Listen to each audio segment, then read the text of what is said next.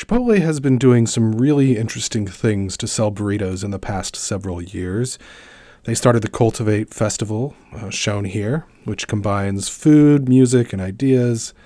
They got Willie Nelson to cover Coldplay's The Scientist for their Back to the Start animated web video. No one ever said it would be so hard. I'm going back to the start.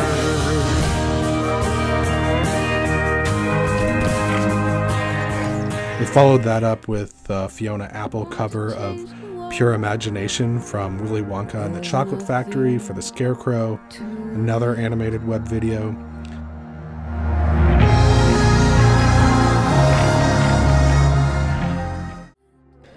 As this Funny or Die parody illustrates, the point of all this is to make you feel things. As the Funny or Die parody argues, it's more about making you feel like Chipotle, a corporation, is your friend. What do you do with friends? Maybe you play video games. Why not play Chipotle's Scarecrow video game on your iPhone or iPad? This is me here playing on my iPad. I'm not very good, but that's not really the point. The point is a free burrito. Oh, and rhetoric. Look at the video game environment for the factory farm where the Scarecrow starts out. It's dark and dystopian, and the music sounds like an evil ice cream truck. Speaking of trucks, check out that awesome retro truck on the farm that the enlightened Scarecrow runs away to. The music there is happy, the colors are bright.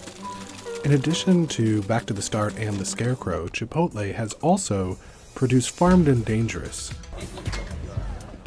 And a throwback to the days of the original soap operas, where content was driven by ad agencies, Chipotle created a web series distributed via Hulu as a television show, rather than the branded content that it is. The creators call it branded content, but Chipotle calls it unbranded content because the brand is only mentioned once in that whole series. Right here. Doesn't McDonald's own Chipotle? No, McDonald's doesn't own Chipotle. Just a rumor I started. It's still got legs. So what's Chipotle up to here? Obviously, given the music and the mood and the lighting and the darkness, we're supposed to see these people as powerful and evil. Ray Wise plays Buck Marshall, the PR guy for Animoil, represented by Mick Mitcherson, played by Eric Pierpont. Animoil is an industrial ag food company that is feeding oil to cows, which makes the cows sometimes explode. I have to call you back.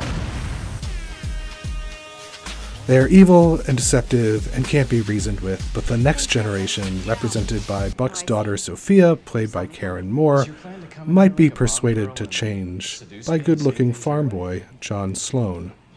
Sloan plays the character Chip, as in Chipotle.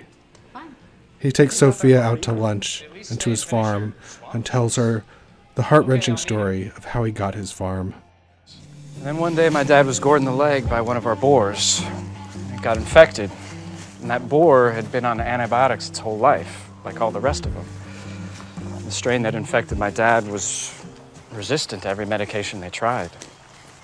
And there was nothing they could do. So that's how this farm became mine. I'm sorry. Now I raise my animals naturally. The series ends with him asking her to come to work for him as his PR person. She's undecided. Meanwhile, we find that the petro pellet thing, the feeding oil to cows, was just a diversion so that Animoil could feed oil to humans. Thanks to all that fuss over petro pellet, we managed to get our consumer petro products to market completely under the radar with the brand name Oleum. Cereal, hot sauce, peanut butter with none of that oil on top, because it's all oil. Side effects? Now, Zach came down with a serious case of brand new Ferrari.